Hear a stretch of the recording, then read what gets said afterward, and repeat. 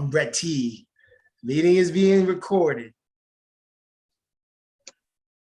All right, TikTok fans, I hope I see y'all over on the Research Lodge website on YouTube. I'm out like a scout searching for trout to drought. Later. Meeting is being recorded. All right, TikTok fans, I hope I see y'all over on. We are good to go. Okay. That's what's up. What's going on, everybody? How we doing tonight, brothers? Doing just peachy. Doing just peachy king. Just all peachy, right, baby. Let's do this the way we're supposed to. Good evening, brothers of the craft, sisters of the order. My name is Brother Companion Nico Sanchez from the Most Worshipful John G. Jones Grand Lodge of California. I am honored and thankful to be on this planet first and foremost, because it takes a lot for us to survive every single day. But today we are kind of flipping the script. We're kind of changing things a little bit. Don't make me go back to my radio days. And what we're going to be doing this evening, because there have been many a question asked, though I've been given the answers every time I've requested these, I've asked these questions. People have asked the question of exactly where it is our jurisdiction comes from. What is the foundation of our jurisdiction? How do we become who we are? Why do we use the name John G. Jones? And why is it that the entire Masonic universe in the United States loves us so much? They love us so much that they can't help but talk about us, okay? And so the only way you can get those answers is to go to someone that has them. And I don't mean just has them. I mean, you have to go to somebody that has from the beginning of where you are now and then before that. So I'd like to introduce my two guests on the panel right now. And I'm sure Brother Smitty was there too, wasn't he? Yeah, I'm here, but I'm gonna leave in a second. I know, I'm saying you were there when things transpired. That was the question. Yeah, I really didn't get in there. You know, okay, we'll talk about it. We'll talk about it. He was in the cut. Yeah, man. Yeah, you was being. I know it transpired, but it was like, okay, it sounds kind of silly to me. So I'm gonna go with my people, and that's how it's gonna be. I'm not gonna, because it didn't make no sense. It was stupid. Well, there you go. So with that, I'm going to introduce the host and my guest for the evening. Again, we're going to just use the title in regards to the Grand Lodge right now. Past Grand Master Tony Hawkins, who was the Grand Master of the jurisdiction, if I believe, at the beginning of the separation from where we were. But before we get to that, I would like for you to, there was somebody there before that. I know there was a whole. Wasn't the Grand Master when we separated? Okay, we're gonna get to that. So we're gonna get to all of that because I want to make sure I get the chronology right. Okay, what? I'm gonna get there. Go, baby, make it happen. So here we go. The foundation of John G. Jones Grand Lodge, California is 1990, if I'm not mistaken. It is. Okay, and why is it that date is our foundation date? Okay, so a couple of things happen. I'm gonna start from the beginning and bring you forward. First of all, I want to give reverence to the Most Wishful Sons of Light Grand Lodge, Ancient Free and Accepted Masons Incorporated. All right, because that's where our genesis began from. And then I'm going to take you a step backwards, look further back to Most Wishful Haramatai Grand Lodge, California, R.J. Fletcher, the founding Grand Master. That's number one. So let's start off with R.J. Fletcher. Okay. R.J. Fletcher, the founding Grand Master of the Most Wishful Haramatai Grand Lodge, California. Okay. He was the Grand Chancellor for John G. Jones Supreme Council. It was the United Supreme Council for the Southern and Western Masonic jurisdiction. He was his Grand Chancellor. Now, mind you, during this same time, He was a active member of the Most Worshipful Prince Hall Grand Lodge of California, but it wasn't quite there yet, because there was two Grand Lodges in California at the time. There was a Sovereign Grand Lodge of California, and there was a Prince Hall Grand Lodge of California. Now, mind you, these two Grand Lodges joined together to formulate what is known today as the Most Worshipful Prince Hall Grand Lodge of California, which R.J. Fletcher served as the sitting Grand Master. At the same time, he's the sitting Grand Chancellor for John G. Jones Supreme Council. Okay, and I'm saying John G. Jones Supreme Council to distinguish where he was at that time.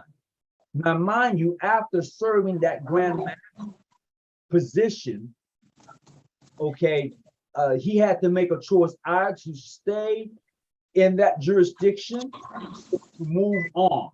Now, mind you, John G. Jones at the time was establishing Grand Lodges throughout the United States, along with William Gray and H.C. Scott and many others who was at that time formulating and organizing Grand Lodges under the banner of ancient, free, and accepted Masons.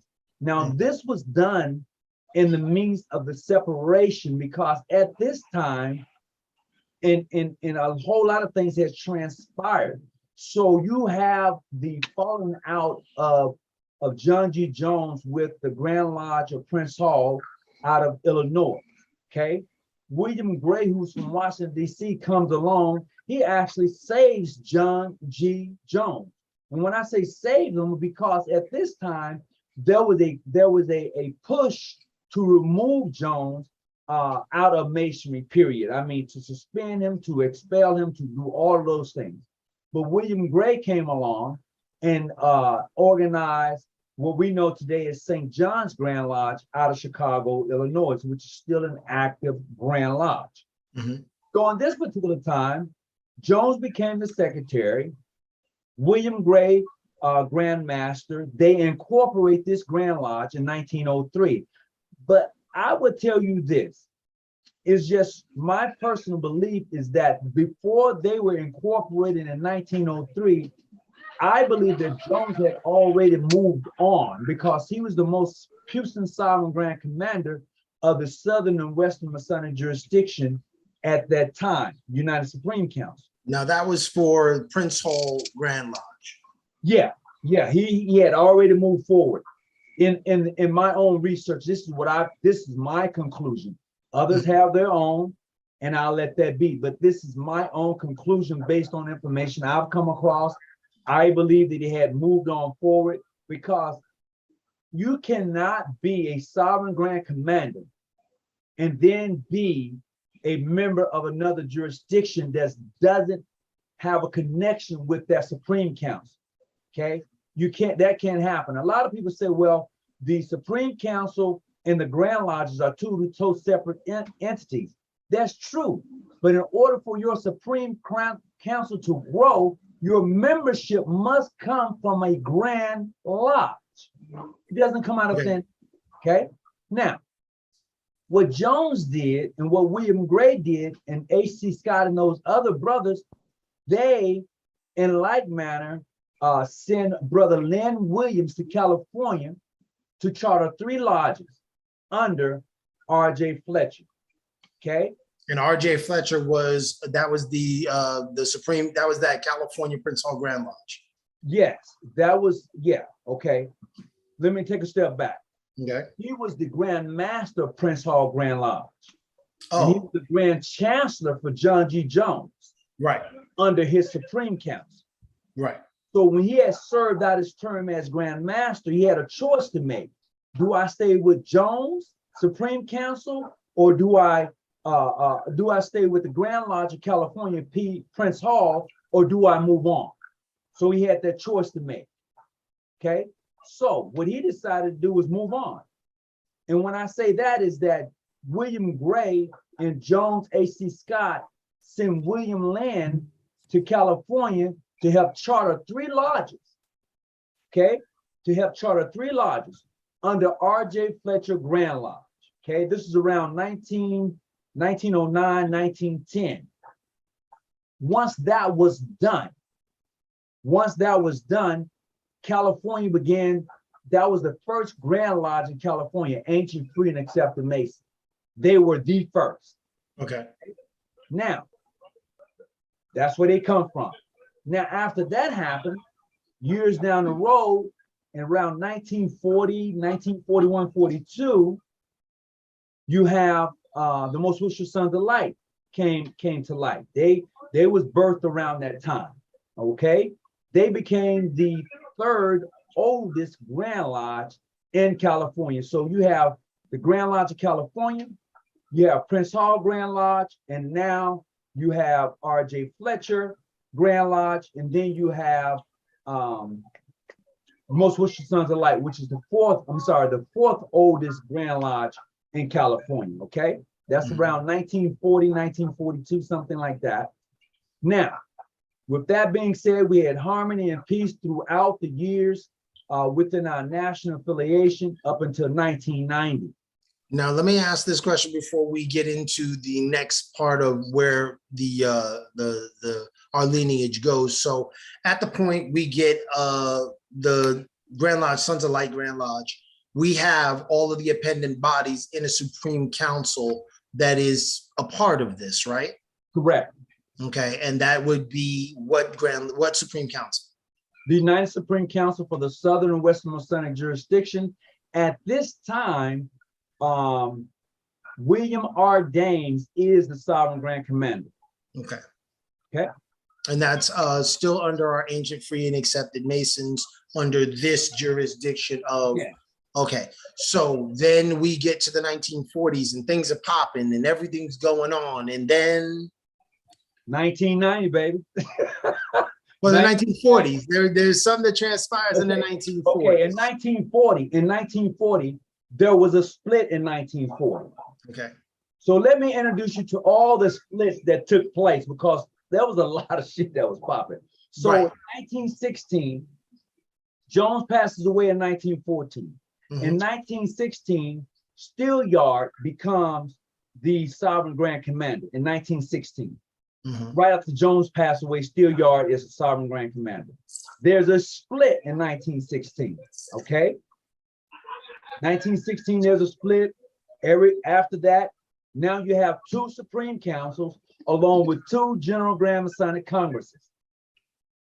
1948 comes along.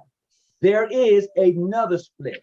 That split is with Parker. I can't think of Parker's name. I can't think of his name right now, but I know his Sovereign Grand Commander Parker is at that time. Okay, he's the Grand Master out of Detroit. They had one of the biggest Grand Lodges. He split that thing up in order to formulate more votes for himself. Came back to the Supreme Council setting. He lost, and upon losing, he said, "I'm good." That whole thing split in 1940. Now you have 3 Supreme Councils and 3 General Grand Masonic Congresses. One of them is called the original General Grand Masonic Congress, which was organized in 1940, 1941. That is the same one that the Most Wisher Sons of Light, Grand Lodge of California, is a part of.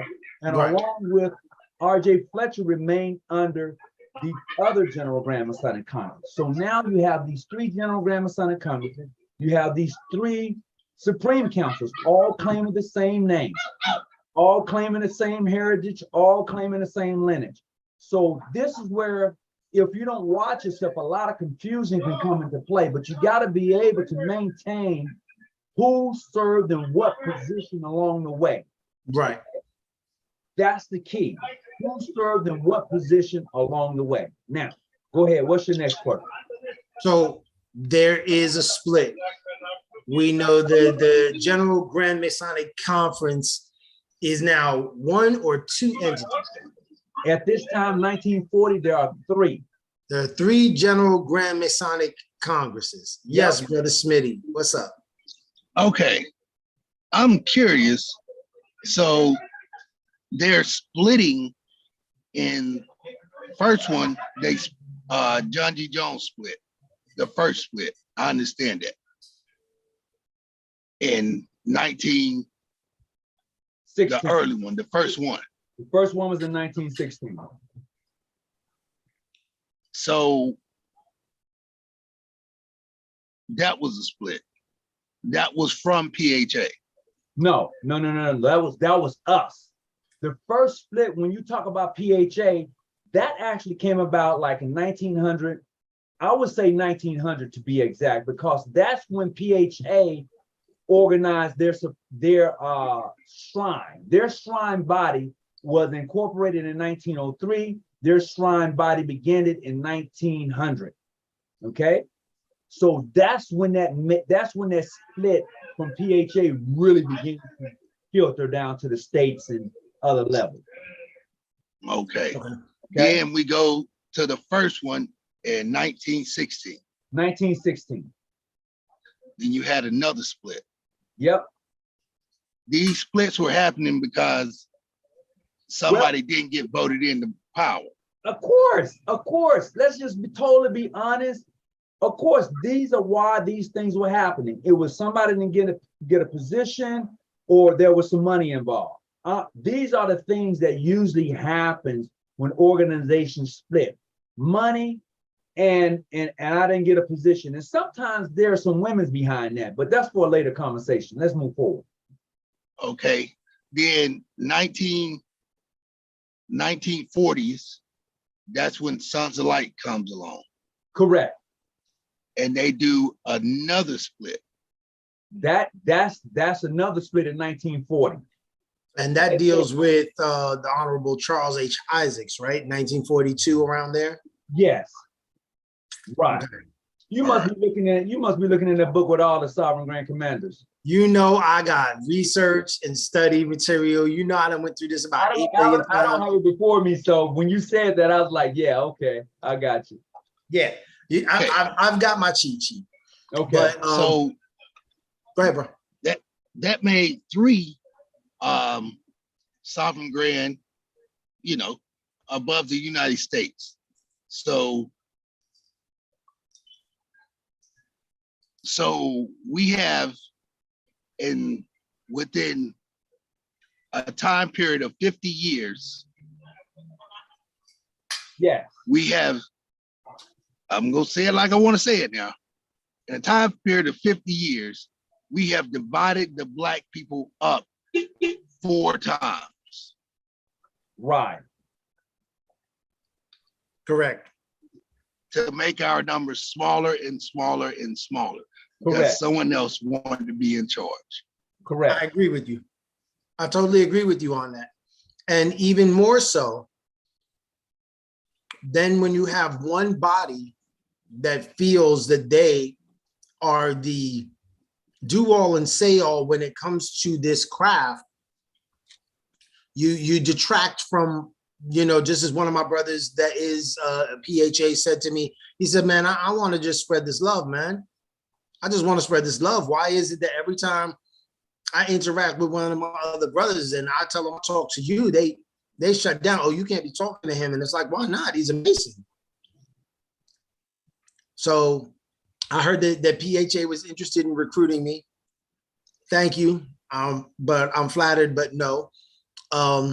They told me that I would be the demon that I already am, but no. But we're going to get back to what we're talking about. So 1942, we get Brother Isaacs, the Honorable Brother Isaacs, and he pressed forward for 48 years. Yes. Okay. And he became, and then after that, in 1990, under the leadership of the most Pusian Sovereign Grand Commander, Brother Dames, and Brother Clark. Right. Who was the original GGMC president. Correct. So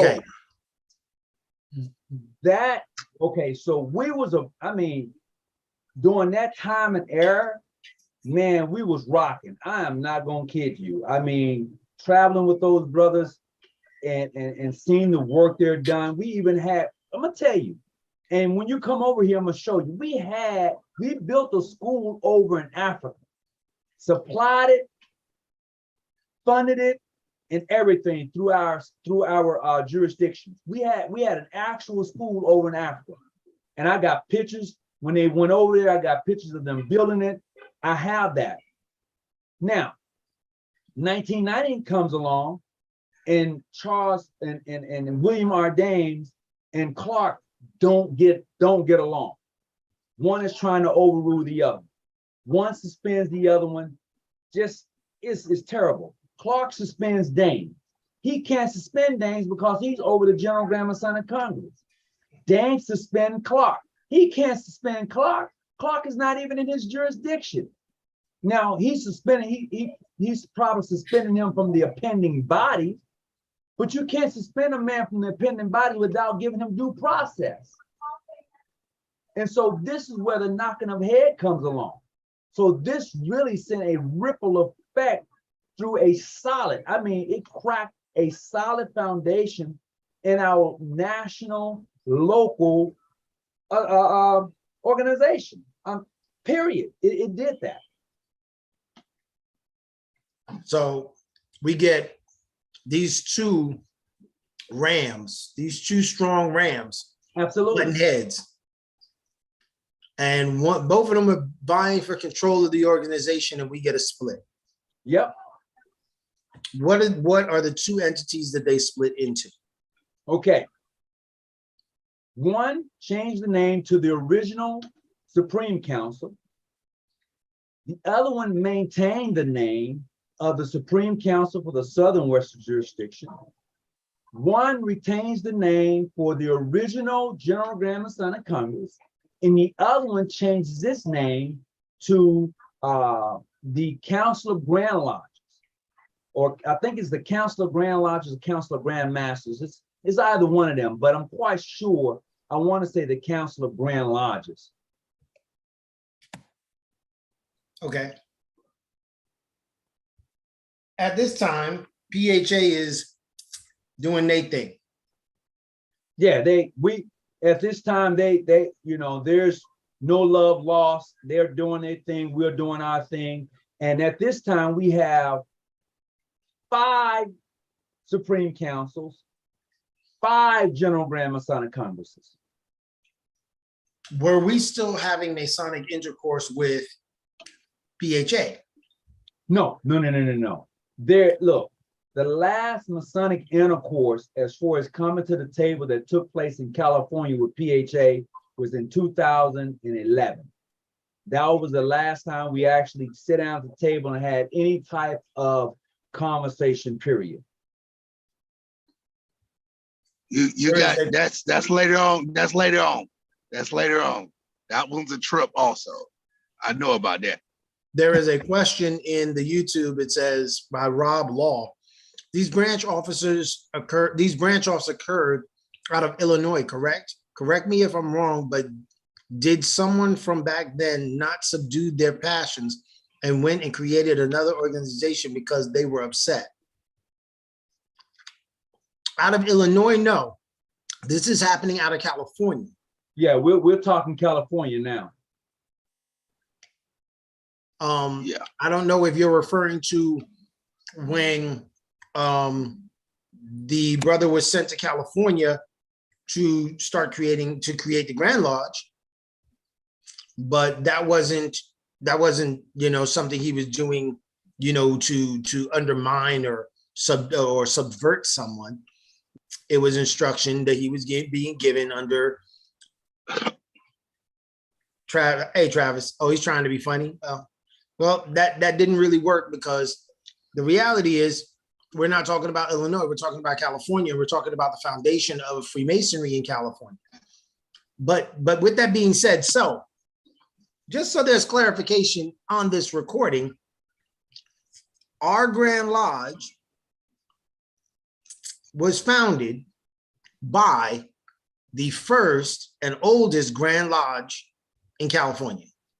Yeah, we come out of that, just like the Sons of Light come out of it. Okay. And they were, at the time, where they were not PHA. No, they was Ancient Free and Accepted. It was R.J. Fletcher, Ancient Free and Accepted Masons. The name changed around 1909, 1910 to Hermitai. Some say Hermitai, some say Hermitai, Ancient Free and Accepted Masons. Okay. So then we get to the 40s, we get the split. Now we got 5, 5, and 5. Yep. Okay. And those 5, 5, and 5, we've got 5 most puissant sovereign grand commanders, 5 grand masters, 4 calling birds, 3 French hens, 2 turtle doves, and a partridge in a pear tree. Yes, sir. Now, of those 5, we're on one of those lines. Correct. Which line did we end up coming from? As now that we've gone from that foundation, we split thrice, and then we split 5 times. Yes. Okay. So now we've got another, and I'm just going to the documentation that I have in front of me because, you know, I done went through this book so many times.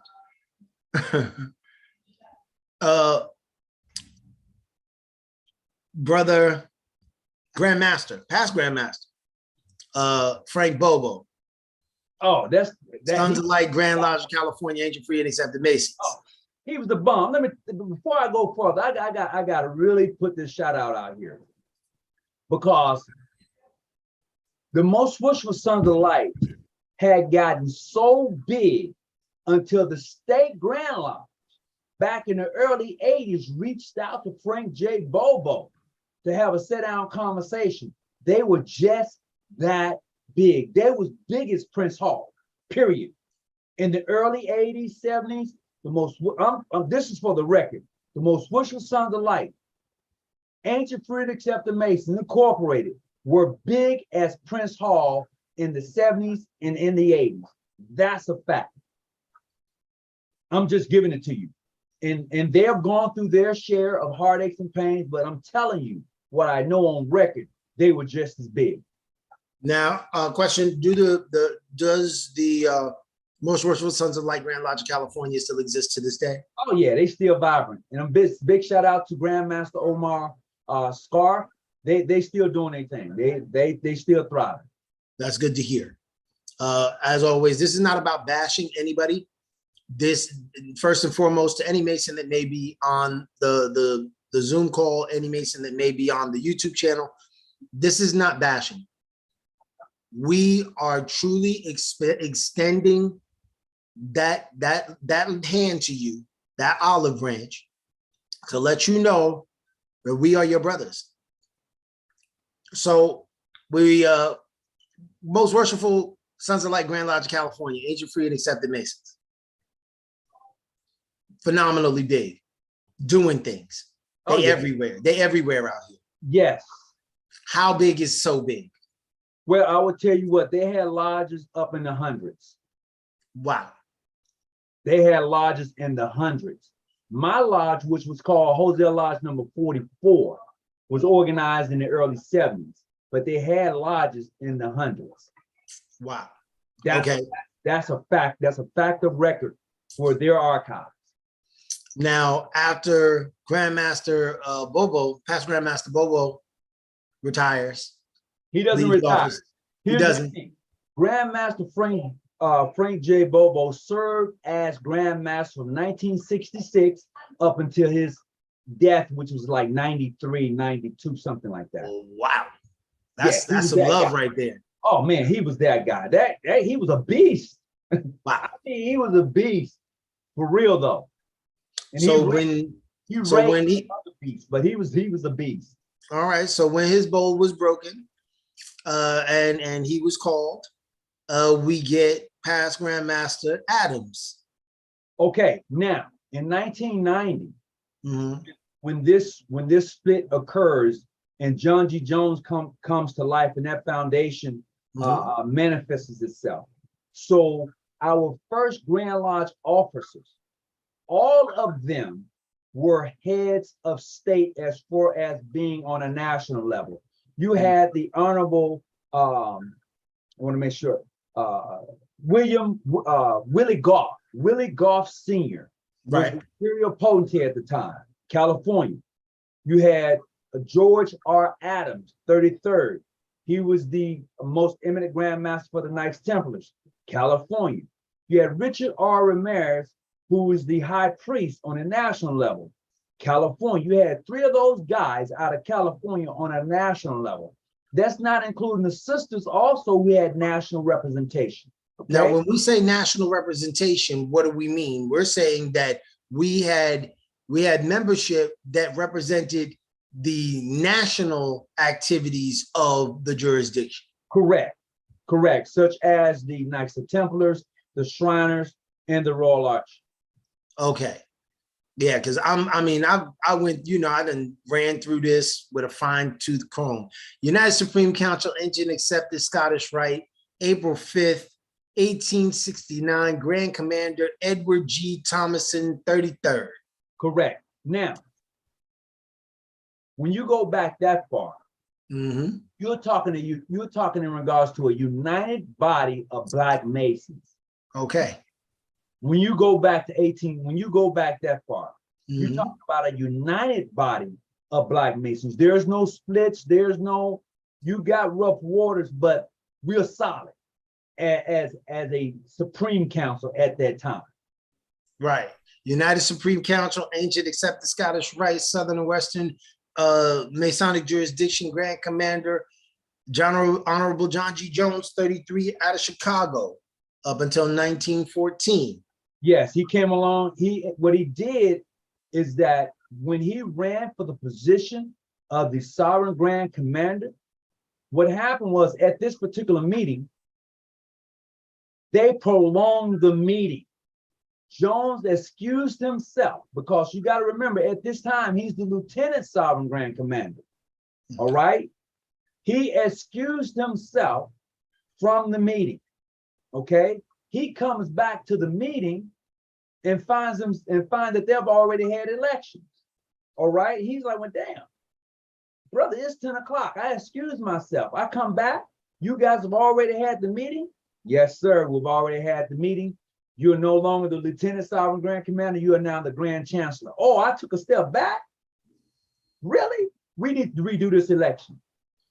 So, according to two separate documents, Prince Hall documents, John G. Jones document, they almost read identical, except one calling the other clandestine. The other one is saying, no, you had an election, it was legal. No, you had an election, which was illegal. John G. Jones says, okay, well, I'm going to do the same thing. I have an election. I'm elected the Sovereign Grand Commander. I'm going to suspend Thornton A. Jackson. Thornton A. Jackson says, no, I'm the Sovereign Grand Commander. I'm suspending you. Here we go again. Here we go again. Two titans, two guys who could actually solidify the whole thing actually became enemies because of the BS that was done. Okay, so they do that, and then we get the United Supreme Council, ancient accepted Scottish Rite, Southern and Western Masonic jurisdiction. Correct. Grand Commander Honorable B.H. Stillyard, West Virginian, during the split from 1914 to 1916. Right. Then after that, we get the United Supreme Council, ancient accepted Scottish Rite, Southern and Western Masonic jurisdiction, Honorable G.C. Williams, 1926 to 1936, out of Shreveport, Louisiana. Right. Okay. There's also, it looks like this is when another split happened. 1928 to 1931, Jackson, Mississippi, 2 years in court. Then Correct. They split. Yep. That's the General Masonic Congress of Hiram of Tyre Grand Lodge, ancient free and accepted, 1907. Yes. Then we go with a little bit more unity, and then another split. United Supreme Council, ancient accepted Scottish Rite, Southern and Western Masonic jurisdictions, Honorable J.C. Parker, 1936 to 1942, out of Detroit, Michigan. Most Worshipful Sons of Light, Grand Lodge, ancient free and accepted Masons, California, founded in 1941. This is when we start. This is when we're starting to get all of the I want to say flavor, because now we've gone through some trials and tribulations and things are starting to solidify for each of these different branches.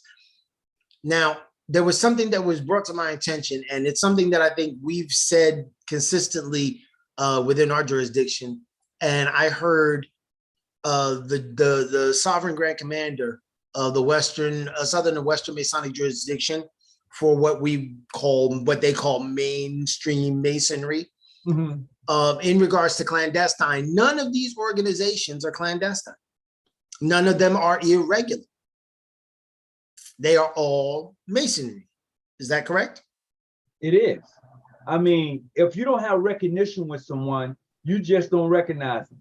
But for me to call you clandestine, or for me to call you anything else, who am I? I'm trying to hold together, build a strong foundation, just like you are. So I don't really have a legitimate right to call you out or to say anything to you on that level when I got my own skeletons and things to deal with. That's just the way it is. Just going to the YouTube real quick. YS, great name. He says, you have no lineage to John G. Jones. Well, I beg to differ. We do have a lineage to John G. Jones. And I can show you the information that I have. What's up, Brother Mathis? Shout out to the Most Worshipful Scottish Rite Grand Lodge of Houston, Texas, ancient free and accepted Masons. Hey, I'm gonna say something real quick. Let me see, United Most Worshipful Scottish Rite Grand Lodge out of Houston, Texas. Yes. You're talking about another huge organization of free Masons. Them boys back in the early days was rocking. I'm talking about moving. I'm talking about they had lodges throughout Texas. They were huge. Now I don't know, brother. What's his name, brother? Sylvester Williams. Sylvester. I don't know how long he's been in that jurisdiction, but the history that I have on them, bruh, they was huge. I've got many a brother on TikTok, because y'all know I'm on TikTok. I have many a brother out of Texas, mainstream or otherwise, that actively engages me. Thank you, actively engages me and converses with me and recognizes me. And we had the conversation of recognition. And what I was going to say was that sovereign Grand Commander for mainstream Masonry states there is no such thing as a clandestine body in Masonry. You can either recognize them or not recognize them. Correct. That is your choice, but there is no such thing as clandestine. So E-Read Sports TV, do I believe that there are any clandestine bodies in the US? Yes, I do. Let me explain why I say that. Because see, Masonry has rules. We have very old rules. And those very old rules are in place so that we are doing what we're supposed to in regards to bringing people into Masonry. And there are entities in Mason that call themselves Masons that do not follow those rules. And those are the bodies that I would deem as clandestine. And I'm gonna tell you this here. The way you broke that thing down is correct, but this is the kickback that you're gonna get. You guys broke those rules. So that makes you clandestine. I'm looking at it, I'm playing both sides. But what say the same thing about right? They say, well, you took an obligation. Yes, I did. I took an obligation to me. First obligation I took was to me, that I wouldn't do certain things. That's what my obligation states. It doesn't say anything about my Grand Lodge, my Supreme Council, my lodge. I will not do. There's nothing that stops me from talking to Brother Sylvester and having a whole conversation and meeting him and him deeming that I am a worthy brother. That is what your obligation states, that you must deem the person worthy. You have to check them out to find out if they're right. Dexter Russell, greetings, just coming from Lodge tonight. That's beautiful to know. Light of Washington, number 184, Most Worshipful Universal Grand Lodge of Shreveport, Louisiana, ancient free and accepted Masons 32. Welcome, Brother Dexter. Good to see you. Thank you for joining.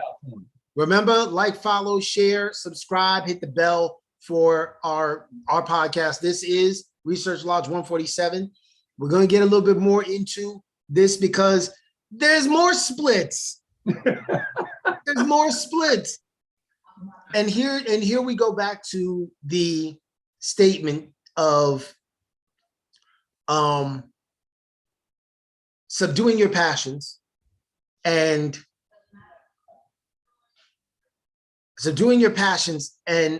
working as brothers. Listen, and my past grandmaster here will tell you, right now, I am not on the best of terms with some of the brothers in my jurisdiction. We are just not seeing eye to eye. But are they my brothers? Absolutely. If it was truly an emergency and one of my brothers called me, would I be there? Yes, as I've done for many a brother in our jurisdiction, as they have done for me. So to answer the clandestine question, I consider a entity that calls itself Masonic. That if you call yourself Masonic and you are not following Masonic rules, regulations, guidelines, bylaws, constitution, to me, then you are clandestine. If you are doing things that are outside of Masonry and calling it Masonry, I feel that would be clandestine. I'm going to add something to that. Yes, sir. Although you may consider that clandestine because it is somewhat, you may say, outside of the rules of Freemason. You may feel that way. And I get it. You know, the process is, although you may feel that way, and I can't take that away from you, the process is the Constitution and bylaws governs that jurisdiction. Yes. I got my first lesson in Freemason when I did my first travel. I went into a lodge that offered that, hey, you can come visit. I walked in there thinking I knew everything and realized I didn't know anything because upon their altar was set up a little different than mine. So my first lesson is that just because I do it this way in mine doesn't mean somebody's doing it different than theirs. So I must respect the way they do it. Right. No, I agree with that. No, I'm not saying that there won't be differences in regards to the way things happen at lodge. There are those things that are extra. Oh, gotcha. Like, and we'll talk about it a little bit. Just so we can talk about it, my jurisdiction does not haze. Okay. And when you are hazing somebody, to me, that makes you clandestine because I don't put my hands on my brothers. I love my brothers. You know what I'm saying? When you are taking advantage of them, whether it be financially or emotionally or whatever, that is not what this jurisdiction is supposed to be about. Correct. So those are what I would deem clandestine because that's not Freemasonry. That is not what my jurisdiction practices. That's not, I like to say it since I've been born, that's not how I was raised. I was raised better than that, you know? So that's what I would deem clandestine for E-Read Sports TV. Joshua Lodge, number 5, Miami, Florida. What's going on? Also, another shout out, please go check out our website, John G. Jones, Grand Lodge of California.org. You can sign up there and become a part of our membership, where you will get exclusive content from the jurisdiction. If you are a Mason, and we can verify that, which we have things in place to verify, you will get that special content. It is absolutely worth it. You can sign up whenever you want. Take a look at it. I think Brother Travis is inside the chat right now. Yes. You can moderate him. He's doing his thing. But he's there handling it. Please shout out to him. Yes, what really hurts is that I'm accepted. Here's one of the things that Brother Dexter's saying. What really hurts is when you are accepted by the brothers, but not their lodge. There is a difference. And guess what? I'd rather be accepted by the brothers than their lodge. You know why? Because then it shows how narrow-minded the lodge is and how open the brothers are. Because the lodge doesn't dictate who is a Mason. You do. There you have it. So Brother Sylvester said BHA hazes all the time. Well, that's a shame. You know, we don't recruit, but you know, we don't do that. Some You look, know? some may say I'm taking up for Prince Hall. I'm going to say this: you can find hazing in a lot of different Masonic lodges. Even if the Grand Lodges, even if the Grand Lodge say they don't permit hazing, the lodge, upon their meeting, upon their initiation, you can find hazing throughout various jurisdictions. That's just the honest truth. That's Now, right. in our jurisdiction, I can honestly say there is no hazing. It's been a long time since that has happened, and I'll share this with you. Even when I first came in back in the 80s, there was really no hazing. But when we started bringing in them young pups, them thoroughbreds, they wanted to bring in that pledging type of atmosphere.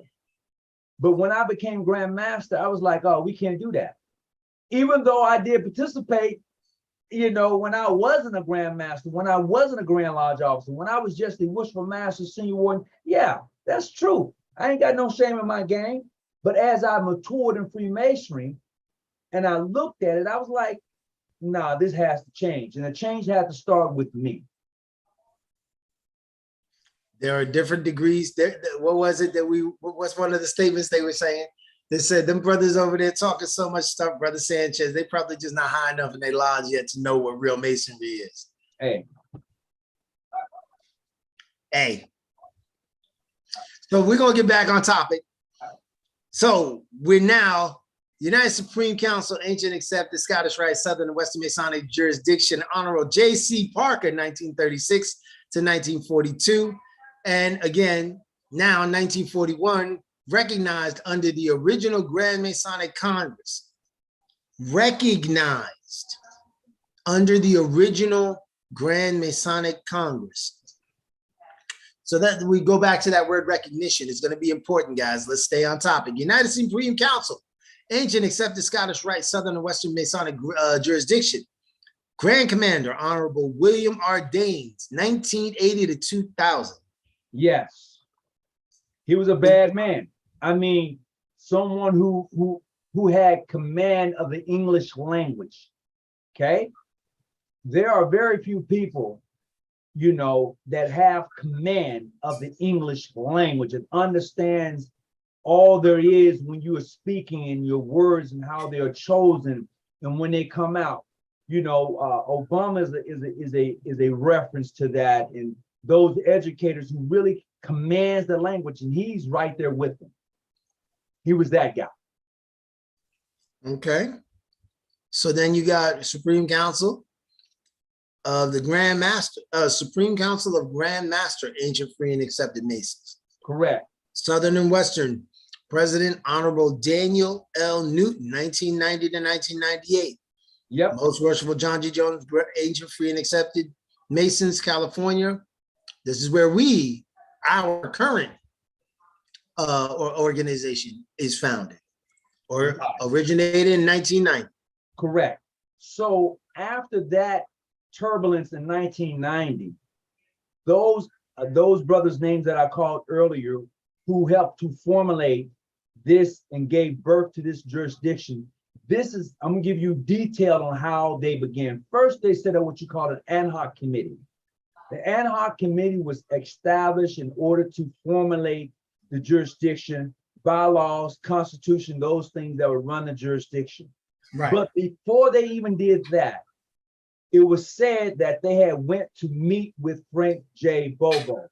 Bobo said, you know what? We good, you brothers go ahead and do what you got to do, but we will no longer be part of the Supreme Council under William R. Daines. So they move on. And the brothers who stayed formulated John G. Jones Grand Lodge of California at this time. William, let me see, the first Grand Master is Goff. Willie Goff is the first Grand Master. Okay. Bad boy, that man, I'm talking about somebody that, another person who has commandments, commands the English language. He's another bad one. Now, granted, Frank J. Bobo gave birth to Willie Goff. He gave birth to Richard R. Maris. He gave birth to George Adams. He gave birth to a Willie Yance. He gave birth to these guys that we know who are prominent in Freemasonry here in California. Okay. So we got, that's the split, 1990 to 1998, that's where we are. So again, our lineage goes from, and I'm gonna pull it up right here on my screen, the United Supreme Council, Ancient Accepted Scottish Rite Masons, from April 5th, 1869 to today, our current rendition, 1990, Most Worshipful John G. Jones, Grand Lodge, California. Correct. At what level do I accept an individual of being recognized as my brother? At what level? Thank you, Brother Travis, for responding. Try him and see. There's only one way to find out whether or not he is your brother. You must try him. As my jurisdiction says, and we pretty much all say willing to be tried, never denied, and tried again. You can try me on any day, and you will determine whether or not I am a worthy brother. If you choose to determine that I am not, even though I may pass your trials, that then would fall on you. Right. Now, United Supreme Council, Ancient Accepted Scottish Rite, Southern Western Masonic Jurisdictions, Grand Commander, James Law, 33, out of Houston, Texas.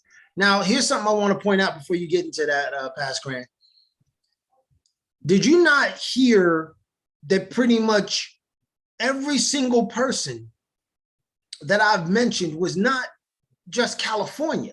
It was California, Louisiana, Texas. They were all over the country. Detroit. Yeah. Yeah. Right. Washington, D.C.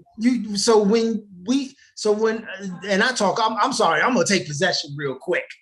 When I say that my jurisdiction, okay, is national, I'm sorry, that's not right. We're international. When I say that my jurisdiction is international, not just in our with just our affiliations, just with the Grand Lodges internationally that we are recognized by, it just makes me look at you and say, wow, really? So Brother Dennis here has said that he has been waiting for his lodge to accept him for 8 months. Brother Dennis, it's a wrap.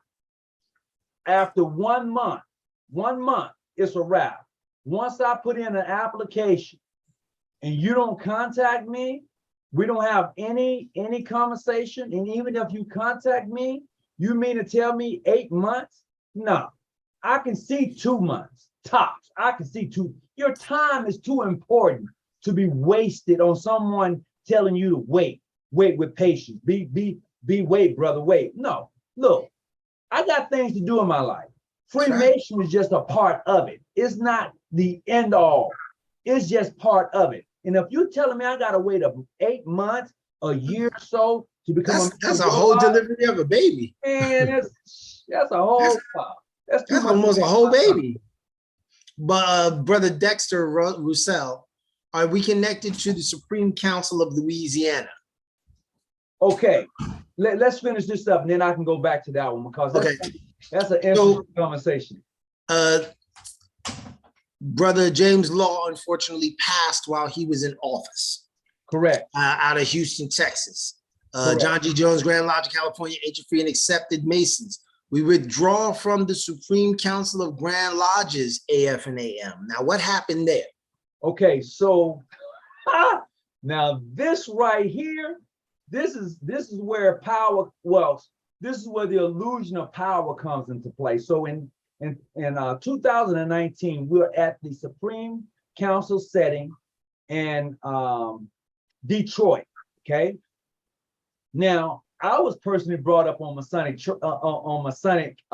charges because I filed charges against the sitting President General. I filed charges. I said, look, you have no authority to interfere with a Grand Lodge. You have none. Well, apparently nobody liked the fact that I challenged that authority. So in like manner, they said you were being brought up on charges that you call the sitting president dumb. You call them, I think I called them stupid. And I said you didn't know what you was doing. So they was like, that's un-Masonic. So they asked, you apologize to him, and when you come to session, we will discuss everything, we'll put everything back in play. So I did, I apologized. I said, look, man, I stand by the mere fact of bringing you up on charges, but I do apologize for calling you those names. And it was only right, it was really on the right. I was wrong for calling him those names. But the charges of interfering with a sovereign Grand Lodge was my charges against him. Now, mind you, the deck is already stacked. So when we get to Detroit and we start to have these conversations, they was like, look, they told my Grand Master, Calvin Sanders, look, you get rid of Hawkins and your Grand Lodge can practically stay a part of this General Grand Masonic Congress. If you don't get rid of him, all of y'all can go. My Grand Master, Calvin D. Sanders, said, oh, you feel that way? He said, well, peace, we gone. They said, no. Hawkins can go and y'all can stay. He's like, no, Hawkins raised me. I'm not going to do that to him. That's right. I'm a sitting Grand Master. He hasn't broken any rules in my state. You can say in this Congress of Grand Lodges, you can say, well, he can't run for office because of such and such, but I'm not suspending him. I'm the only one that has power to suspend him. So upon those things that was happening at the time, he pulled the Grand Lodge and Grand Chapter out of that particular jurisdiction. Okay.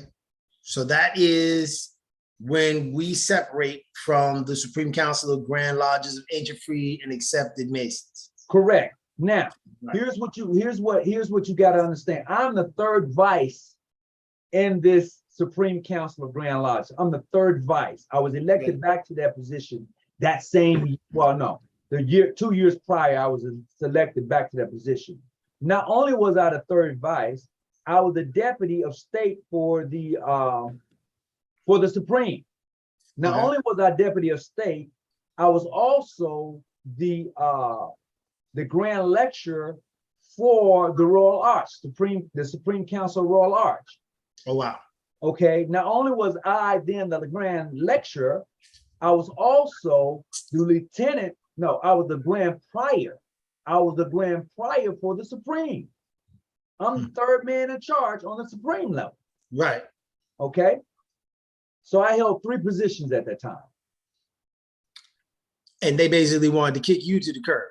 Oh man, it got nasty. I'm not going to lie to you. It got nasty. However, things kind of panned its way out. I mean, legitimately, they did, because before that even happened, our Grand Lodge had already solidified and already had recognition with the allegiance, the Alliance of Grand Lodge, the Great Alliance of Grand Lodge. We already had membership to that organization. We also had membership and was working with United Masonic Assembly. We had not membership, but we was working with them, okay? Not only was that happening, at the same time, we had already Masonic recognition with like 15 other different countries at that time. So we was squared away either way. And so then we come to the present. Basically, the United Supreme Council, Ancient Accepted Scottish Rite, Western Masonic Jurisdiction, April 5th, 1869, Holy See, Sacramento, California. Okay. So with that being said, after the session in 2018, after that session, upon coming back to California, and we had our state meeting, we said, look, we're no longer part of the Supreme Council. It's a wrap. We're no longer part of the General Grand Masonic, the Supreme Council of Grand Lodges. Right. So the Grand Master said, okay, what we want to do? We good. We're just going to remain a Grand Lodge. We already have recognition with other countries, other Grand Lodges. We squared away. The first 3 degrees, we're good. So those of us who had these appending bodies, such as the Shriners, the Lodge of Affection, we didn't have a Supreme Council. We didn't. So in like manner, we reached out to other Supreme Councils for membership saying, hey, look, you know, this is who we are. This is what we like to do, blah, blah, blah. And it just wasn't panning out. It just wasn't happening at all. However, I had something in my possession that was pretty unique to anything I had. I had a charter, and I think I showed it to you. A charter from the United Supreme Council. I have it, and I've shared it with some people, and they don't believe it. They're like, how did you get this charter, this right here? Okay, I got that charter from the most puissant sovereign Grand Commander, Esau E. Baxter. I was his secretary for 8 years. So I served as a secretary for the Holy Empire for 8 years. So I had all, for 30 years, I'm a member. You've been to my house. I had all of that. I had 30 years worth of information, and within that information, I had that chart. Now, mind you, we didn't have no Supreme Council. That's the honest truth. I'm not trying to hide or sugarcoat anything. We didn't. However, we had members who had their 33rds, and we knew other Supreme Councils. So we reached out to them. They reached back out to us. We solidified who we were to them. They solidified who they were to us. Then we formed a relationship. And upon that, when we came back, I was then elected the Sovereign Grand Commander for the Western Masonic jurisdiction. And we continue to move forward. This is how we got to where we're at right now. And I've been the Sovereign Grand Commander now for, this is what, 22, we're looking at about 4 years, something like that. And we held our first General Grand, we had our first inspector's dinner back in 220, right? 2020. We had our inspectors general meeting and dinner. It was a beautiful thing. We had our that's when we brought in like 7 or 8 more inspector generals under the Supreme Council. We began to like shape and form who we are. We still got a list of every most puissant sovereign grand commander. We have that whole list, and we have all of the splits and things that took place up until now. And this is how you solidify your history. People need to know, how did you get to where you was at? And you need to be transparent when people are asking you these questions. Stop trying to sugarcoat everything. No, there is no Grand Lodge and no Supreme Council with a perfect history. Not one. Every one of them got some stuff that they're trying to hide and push aside. No, just go on and put it out there and say, this is who I am. And if you like it, great. If you don't, keep it moving. Well, that brings us to the present. Absolutely. Honorable Tony Muhammad, 33, Grand Master Calvin Sanders, my Grand Master, and the most worshipful John G. Jones, Grand Lodge of California. I will now go on my binge. It is my turn. There have been many a question about the jurisdiction and where it comes from and where we got. Listen, and this is me talking to my brother. I've heard people call you names. You know, one of the names they came out with? For me? Yeah, for you. Oh, what they call me? I heard they call you Tony Two Names. Oh, yeah. Oh, I heard that one. I said, Tony Two. I said, look, you know what? Listen, bro, stop yourself. We have what I don't even want to call this person a hater, because they're not. They are just somebody that is they are just lost because they have forgot. What was it my brother said to me the other day? Hey man, I swear to God, these Masons out here, I think they pawned their working tools, man, or they lost them. And that was a very, very deep statement to me, that they pawned their working tools. Well, And so it's like they was going to get some money for them. Wow. Wow. Because see, you know, with everything that I'm going through, my journey, which is mine, I don't think I could ever not use them because I use them on a daily basis. So I could never get rid of them. It's like luggage. You just don't get rid of it. mm-hmm. And so to hear that there are so many people, so many Masons that are just not on the level. They not upright and perpendicular. They a little slanted, a little crooked. No their foundation.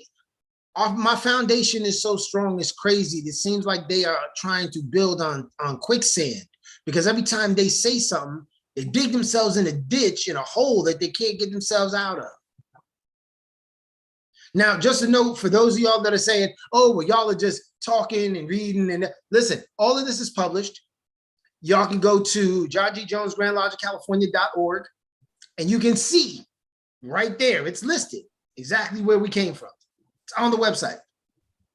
Be sure to sign up for the membership there at the website. And also follow Research Lodge 147 on YouTube, on TikTok.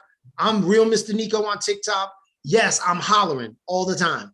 I love you all. I don't care. I'm hollering. But we needed to, the reason I asked for this, I asked Brother Hawkins if he would do this with me this evening, is because there have been so many questions that I wanted there to be a source where I could just say, go look, go read, go watch. This is our history. You have questions, we've got answers. There's the unequivocally, and I mean, I don't think I can share my screen right now, but I've got the documents from the Supreme Council of Grand Lodges and from the United Supreme Council and the original General Grand Masonic Congress of Grand Masters. And the list goes on. And the list goes on. And the list goes on. And the Supreme Grand Lodge of Perfection. Okay, I've got all of the documentation in regards to where it is that we came from and where we came from, how we proceeded forward, and how we progressed. And you know what? Every Grand Lodge should have an archive. How did they get to where they're at? Every Supreme Council should have an archive. How they were organized, who structured them, and everything. And that's because what happened is you right now, information is right at your fingertip. I mean, literally at your fingertip. The stuff that I have now is on paper. It's documented. It's where you can come to the house and you can say, okay, Brother Tony, I need for you to put this on USB, and I can take it from my computer and give it to you USB, or you can come and scan it right out of the books and say, okay, I got it. You know, like I've done many a time. Like you have done, yes, absolutely. And that's the uniqueness of having information for your jurisdiction. You know, and I understand, and a lot of people, you this banner right behind me. A lot of people say, well, how can you say 1869? That's not your year. And I say 1869 was the year that we were solidified. When I say we, I'm talking about the Black Masons in their Supreme Council. 1869. Who was the first guy? Who was that guy? And then you should be able to bring that all the way down to where you're at right now. And how did you get there? Just like your Grand Masters, you should be able to start off with your first, second, and come on to where you're at right now. Your history is your history, your story, not someone else trying to tell a story about you. But what do you say about you? How do you write your own story? You got to put the bad and the good in there, you know, because it's not always creamy. It's not always good. There's some bitter with the sweet. Yes. You know, I was going through the archive, the documents that I requested from you in wanting to know more, because you can't know where you go until you know where you've been. Absolutely. And this is a journey that For those of you that do not know, I am a new, relatively new Master Mason, but I take to Masonry like a fish to water. Okay, I live this. This is how I try to live my life on a daily basis. And I look at all of these great men that became before me, whether it be my brothers from the Noble Shrine, Caliph Shrine Temple of California, or if it's, you know, my current potentate, or you know, my brother who runs the Royal Arch, or the Knights Templar, or any of them, and all the amazing things that have been, you know, like, you know, brother Ramirez, looking at all these pictures, all this history. And you know, you have to look at the fact, when you're a part of a jurisdiction, you have to say, okay, so what have we done? You know, what, as a jurisdiction, what have we accomplished along the way? And I can look at this jurisdiction, which I've been a part of. Now, mind you, I've been in the same lodge 35 years. It went from Hosea Lodge number 44 under the Most Wished Sons of Light to Hosea Lodge number 7 under John G. Jones. So I've been in the same lodge. As a matter of fact, I was one of the youngest members when I came in. So I remember the original members of my lodge, and I've buried 4 of them.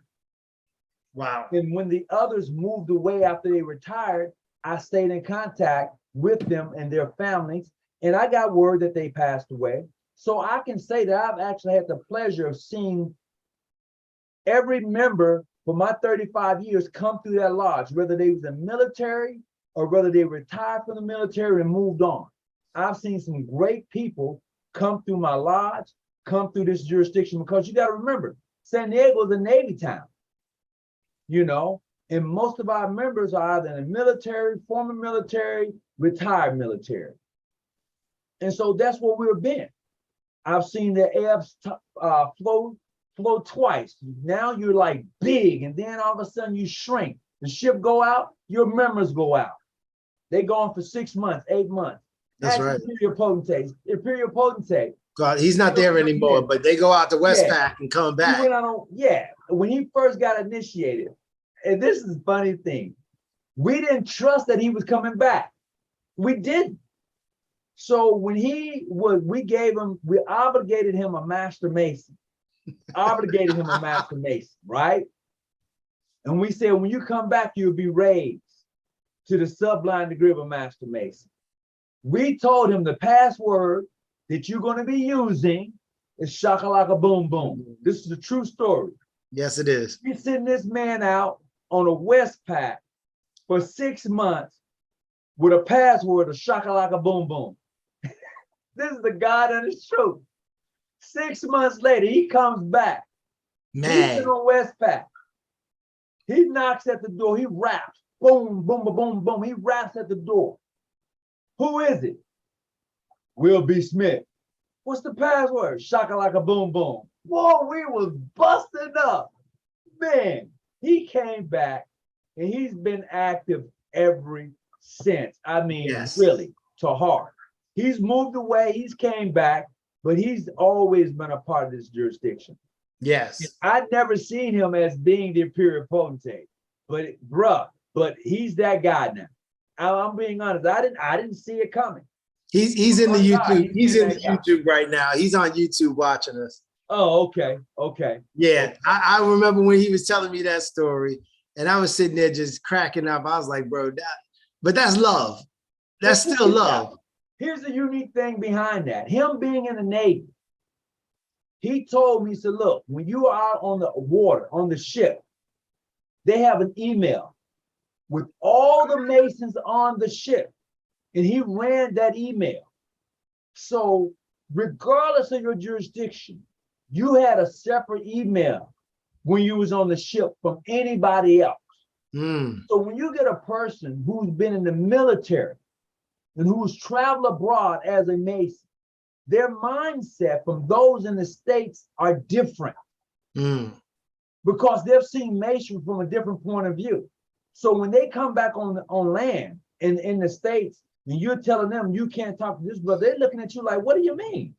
I just got off a ship with International, Modern Free, PHO, PHA, Ancient Free and Accepted, state Grand Lodge, the state Grand Lodge members, and you're telling me what? Nah, that's not how it's done. So there's a different mindset. Right. I think that also, plays to, the military, you really rely on each other a lot. You do. You're not gonna let something, you should know. Yeah, you're not gonna let something that insignificant in a sense in regards to life and death. Truly, you're in combat. Oh yeah. Yeah, you're not gonna let that come in between. So let's go with this synopsis that I have prepared by my past grandmaster here. We're gonna run it down one more time for the cheap seats. Y'all ready? Here we go. In the early 1860s, the illustrious Alfred Lee, 33, H.H. Dade, 33, John H. Smallwood, 33, Adolphus Hall, 33, together with 10 other 33rd degrees, ancient and accepted Scottish Rite Freemasons, all members of Kind David Supreme Council, 1856, of the Northern Jurisdiction, all residing. That's King. I think that's King David. It's King David. Okay, King David Supreme Council, right. 1856, of the Northern Jurisdiction, all residing in Washington, D.C., did petition King David Supreme Council, whose Grand Orient was Philadelphia, PA, to grant them a charter to organize a Supreme Council for the Southern Jurisdiction and Western Jurisdiction for the United States of America, its territories and dependencies. The petition was accepted on April 5th, 1869. The illustrious Sovereign Grand Inspector General, George H. Hopewell, 33, William H. Riley, 33, Cyrus G. Burton, 33, William Thompson, 33, J.W. Worlett, 33, James R. Henderson, 33, Jonathan Davis, 33. All officers and members of King David Supreme Council journeyed to Washington, D.C., and did legally and regularly establish the United Supreme Council for the Southern Jurisdiction and Western Jurisdiction, with highest Masonic honors, with its Grand Orient in Washington, D.C. The illustrious Edward H. Thomas, 33, was elected the first most puissant sovereign Grand Commander. He was succeeded by the illustrious Thornton Jackson of Washington, D.C. on October 17, 1895, was elected to the office of the most puissant sovereign Grand Commander with following officers: the illustrious Peter Harris, 33, Kansas City, Missouri; Lieutenant Grand Commander B.B. Williams, 33, New Orleans, Louisiana; Grand Prior H.A. Reagan, 33, Indianapolis, Indiana; Grand Chancellor, Most Worshipful Kingbro, Dallas, Texas; Grand Minister Dorsey R. Saville, 33, Washington, D.C.; Secretary General H.E.W.R. Morris. Man, he had a lot of names. Minneapolis, Minnesota; Treasurer General H.E. Robert J. Fletcher, Sacramento, California; and Grand Auditor General B.B. Clark, San Francisco, California; Grand Master of Ceremonies and J.C. Richards, 33, Chatham, Ontario; Grand Almoner, that's Canada for y'all that don't know; John G. Jones Incorporated, Southern and Western Masonic Jurisdiction in 1896. These officers were installed in 1893. The Imperial Grand Council, Ancient Accepted, AAONM, 1895. The Supreme Granddaughters of the Sphinx, Grand Chapter of the Ram, 1904. Grand Knights Templar, 1904. And in 1924, G.H. Stilwell, 33, Sovereign Grand Commander, organized the Lady Knights Templar. In 1924, Grand Commander William, 33, organized the Rose of the Seven Seals. The Honorable H.B. Turner organized the Lodge of Perfection in 1956. In 1990, William R. Dames, 33, Most Puissant Sovereign Grand Commander, was the overseer and helped the organization of the Council of the Grand Lodge of Ancient and Free Accepted Masons for the Southern and Western Masonic Jurisdiction after the withdrawal of the original Grand Masonic Congress.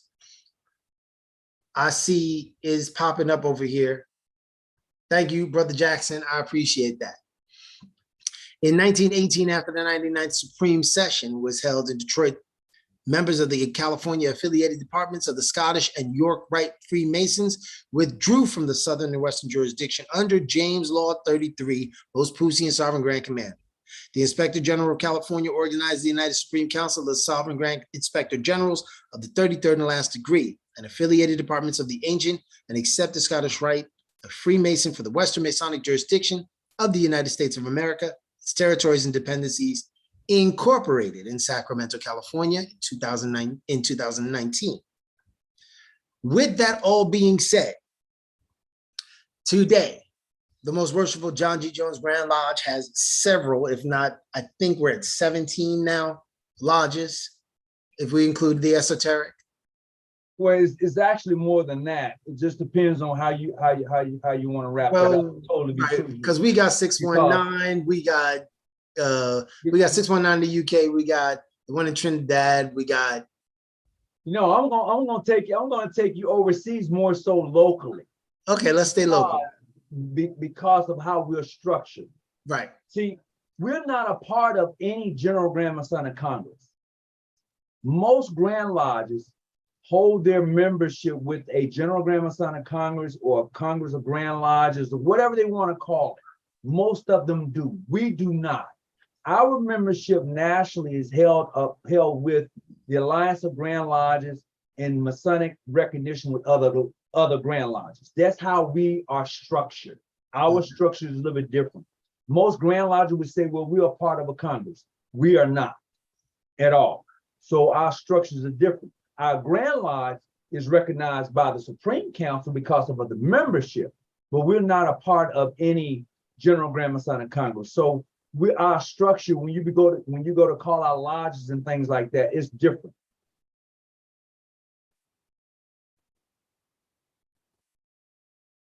So I'm looking over the,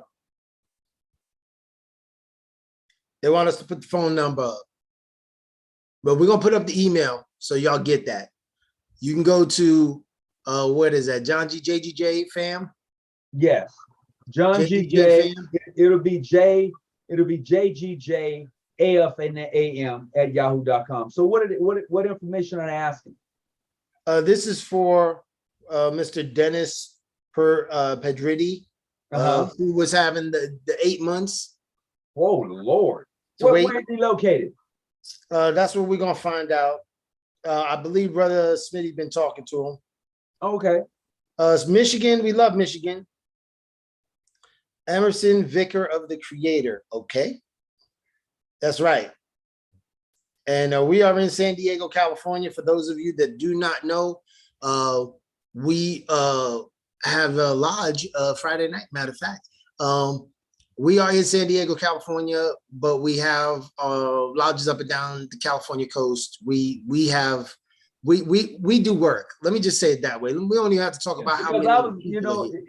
It's funny you say that, because I was just up in Oakland, and the brother was like, "Well, why you didn't stop and visit us while you was in Oakland?" I'm like, dude, I'm here for a week, and I said it, but hey, it is what it is, So when I travel, I usually, I don't tell everybody anymore, because they told me to stop doing that. So I have to wait till I get to a place and then inform the brothers that I'm in this particular area or city or state.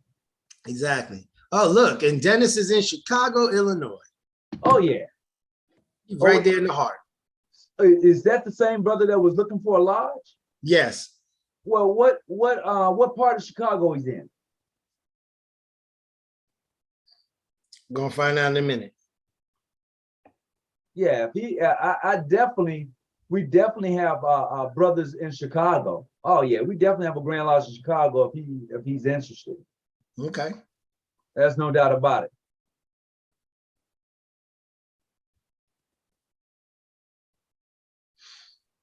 He said, "I wish I could meet some real Masons, not on some nonsense." Well, I'm sorry that you had that experience, but he said Southeast side. Oh, okay, yeah. As a matter of fact, if he emails me, I can get him in contact with some brothers out of Chicago. That's not a problem.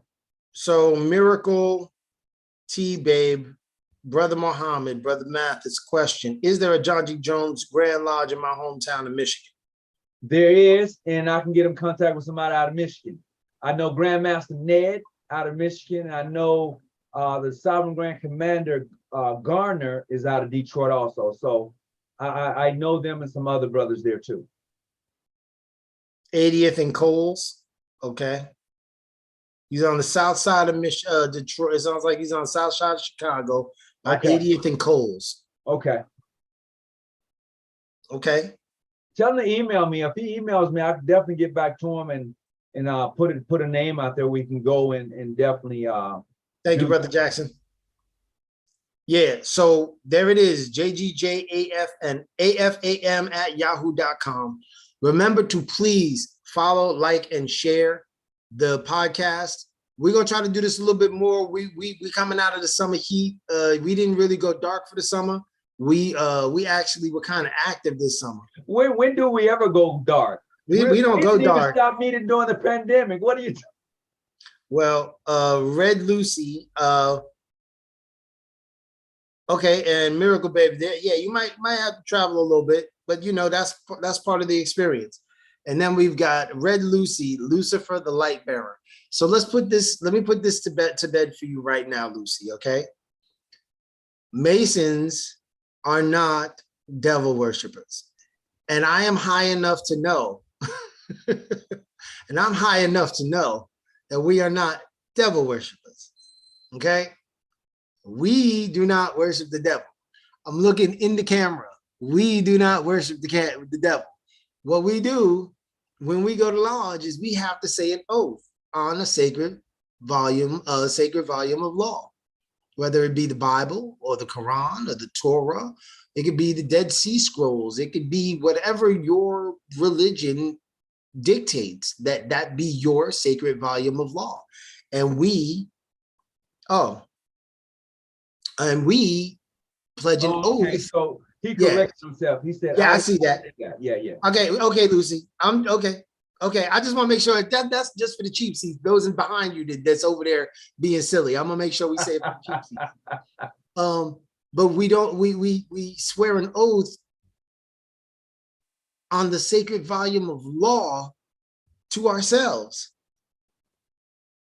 I am a light bearer, so my name is Lucifer. Uh-oh, here we go. Don't make me do it. I'm a light bearer. I'm bearing light right now. My name is Lucifer. That's it. I'm going. Look, you know what? There you go. Y'all can call me Stallion, or you can call me Lucifer. I'll take either one. Oh wow. That's a new one for you, right? They'll be like, I worship. No, nobody worships me. Nobody worships me. I am the light bearer. That's the title of the show tonight, Light Bearer. That's right. I am the light bearer. Hey, we got to have fun with this, man. Got to have fun with it. Oh, yeah. But yeah, so this was super informative. This was very important and necessary. This is also going to go into the archives of our organization, along with a special shovel that was given to my Grand Master just about a year and a third ago out in Las Vegas, and a bunch of other stuff that, you know, if you're not a Mason, you don't know, get down with our page. Get down with our page. There's so much that happens in our jurisdiction, and we fellowship with everyone. Of course, respectfully. And I'll say this, hopefully I think it's going to be probably May. We'll be going back to the desert in May for our raising in the desert. If you've never been outside at 3 o'clock in the morning, being raised in the desert is an experience. Real quick story. I was the second group to get raised this way, right? Yes. I was the second group to get raised this way. I will say it to you, to every Mason that is on here. If you have not been raised in the desert, you might want to go through this again, because there's nothing like it again. There's nothing like it. Nothing like every other Mason that didn't get raised like me, you got an asterisk next to your name. Hey, and see, that's the unique thing. Included for me, your experience in Mason is totally different than mine, because you can actually say, brothers, I was actually buried. That's right. You can say that. You know, buried. Some things you can actually say that actually took place in regards to your process. I don't want to go in too much detail, but you can actually say this actually took place. That's right. And I can't say that. I was raised in a nice, plush, Air conditioned. air conditioning. I ain't gonna lie, I was, You but, know. One of the things. Different. One of the things that the numerology in regards to things. So we went out to Vegas on my birthday. Yes. 3 days later, I was risen. Woo. Oh, it was off the chain. It was 3 days after my birthday was my birthday. Absolutely. It was beautiful.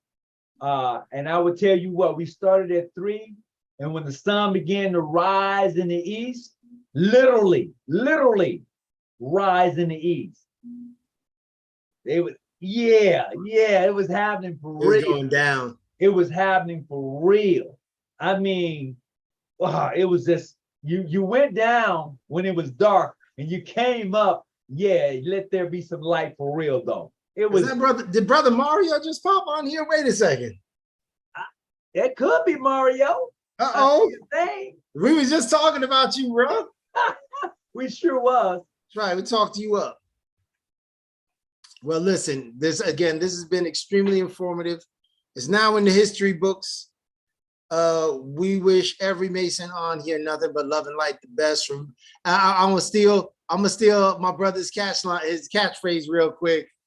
Now, I will help you study, but I will not be your study guide. Hey, did you see Brother Anthony Maddox? Yes. I got a story before we get ready to leave. Okay. I was in Atlanta. I had never met this guy before in my life. I mean, literally never, ever seen him before in my whole entire life. In Atlanta, walking down the hallway. This brother calls my name. Brother Tony. I'm like, who knows me in the airport? We're in the airport. This brother calls my name. I look around and say, I'm Brother Anthony Maddox. I watch your channel. Man, do you know how that made me feel? I'm in the airport. Look, this brother was he took me all the way. I was well taken care of. I'm not gonna tell you the privileges that I received, but I would tell you that I was well taken care of by Brother Maddox. Even when I got sick and I had corona, the corona, and I was in the hospital, this brother hooked me up with someone else where I was able to get some things that I needed for me personally. So when people talking about Freemason, man, it's beautiful. Now, I'm not saying we don't have no knuckleheads. I never said that. I'm just saying when you come across some real brothers, I mean, some real Masons, brother, it's different. In my time in Atlanta, and when I've gone there to visit and fellowship with brothers in Atlanta, man, I've had nothing but the red carpet rolled out. I mean, seriously. When brothers take you, you get a haircut. You know, you sit in the barber chair, and that brother saying, "Look, this is on me." I mean, that's like I can go on. I ain't lying. Like I said, that's just like the way every time I've encountered a Mason in my travels, like face to face, nothing but love, nothing but absolutely. Love.